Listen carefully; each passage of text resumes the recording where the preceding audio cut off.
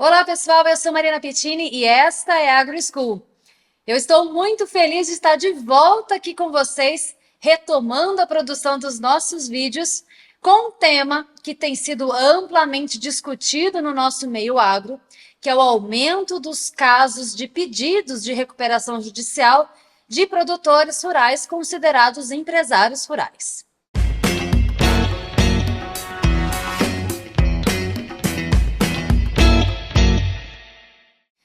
Antes de entrar nos pormenores desse assunto, eu quero contar uma história para vocês. Imagine que você é uma pessoa que tem um trabalho, cuida da família, tem uma vida bem corrida e, em razão disso, não possui hábitos muito saudáveis. Exagera um pouco na cerveja, nas comidas mais gordurosas.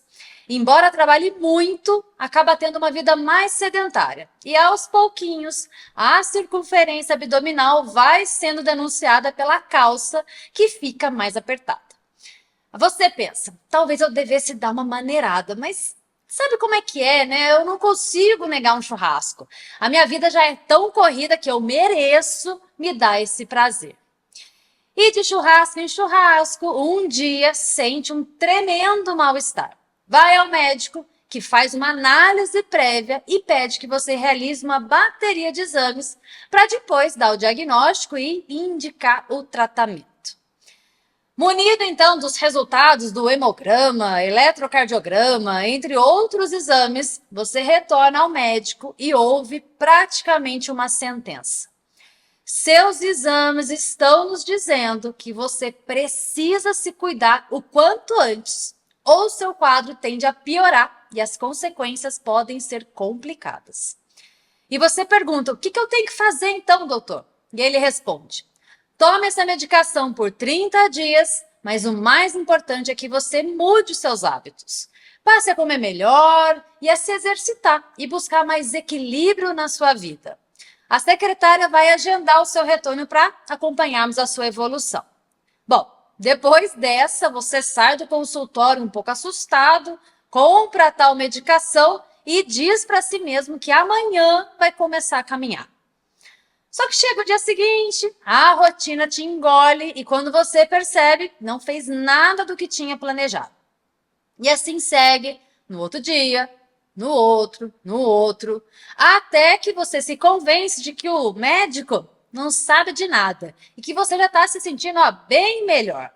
Vida que segue, o botão da calça já não fecha mais. E eis que um dia qualquer você está ali, né, no seu feed ali, rolando a tela do Instagram e dá de cara com uma pessoa com um corpo escultural, que parece ler sua mente. Quer perder 15 quilos em uma semana sem deixar de cortar sua cervejinha e seu churrasco? Eu tenho a solução perfeita para você. Pronto! Com mais 2 cliques você comprou um coquetel mágico que promete lhe entregar o corpo perfeito e o melhor, sem esforço.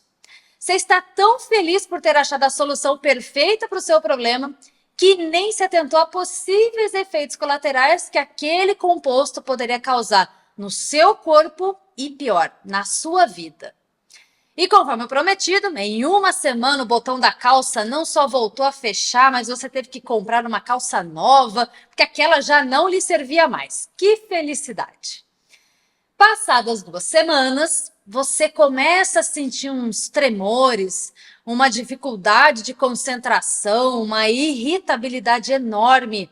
Percebe que a cor da sua urina está meio diferente, além do cabelo que começou a cair aos montes. Até que num certo dia você está ali no telefone, numa discussão calorosa com o fornecedor e a sua visão ficou preta.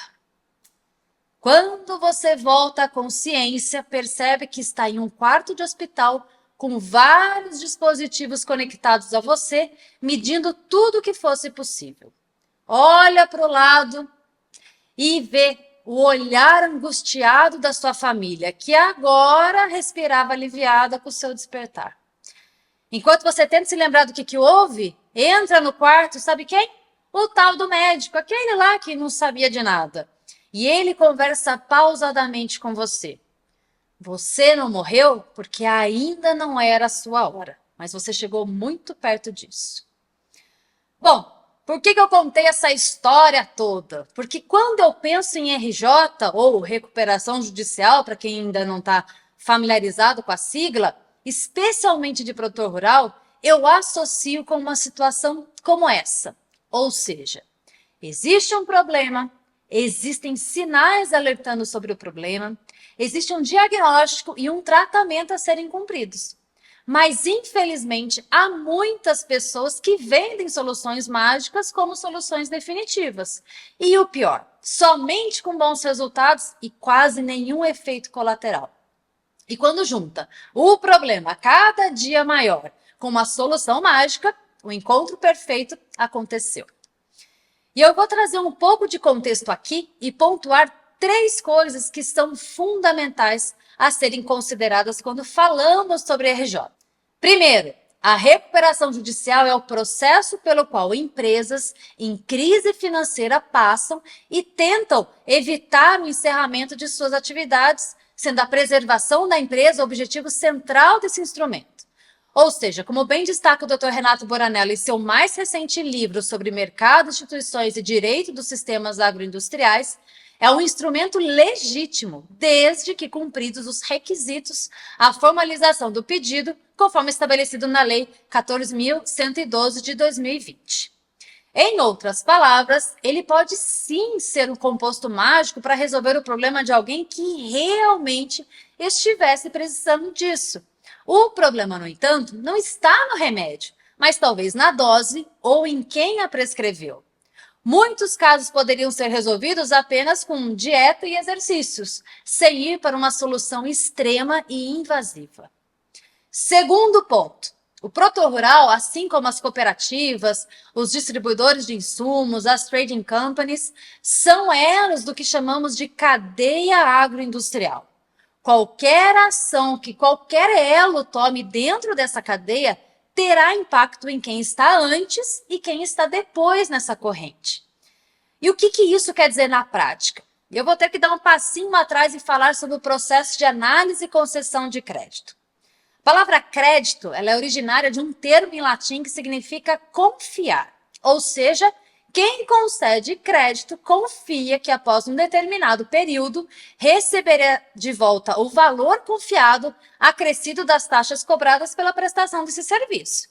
O agronegócio, de maneira geral, ele é dependente de crédito, seja através de recursos controlados pelo governo, através do Plano Safra, seja através da iniciativa privada, com recursos oriundos de bancos, das instituições financeiras, dos fornecedores de insumos e máquinas, dos distribuidores e das cooperativas.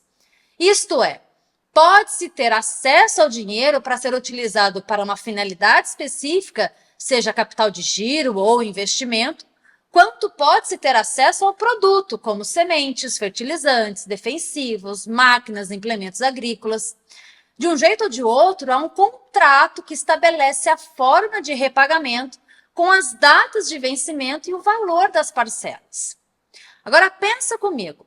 Um distribuidor, por exemplo, também precisou se financiar num banco ou comprar a prazo seus produtos para conseguir revendê-los. E ele monta o seu fluxo de caixa contando com os repagamentos dos clientes, no caso dos produtores rurais, para então conseguir honrar com os seus pagamentos também junto aos fornecedores. Tá, e o que acontece se essa volta não acontece? Bom, se for um caso ou outro, o distribuidor ele tem previsto ali no seu orçamento um certo nível de inadimplência. Vai entrar em contato com o produtor para tentar uma renegociação da dívida, um alongamento do prazo para pagamento. Agora, o que acontece se vários produtores deixam de pagar?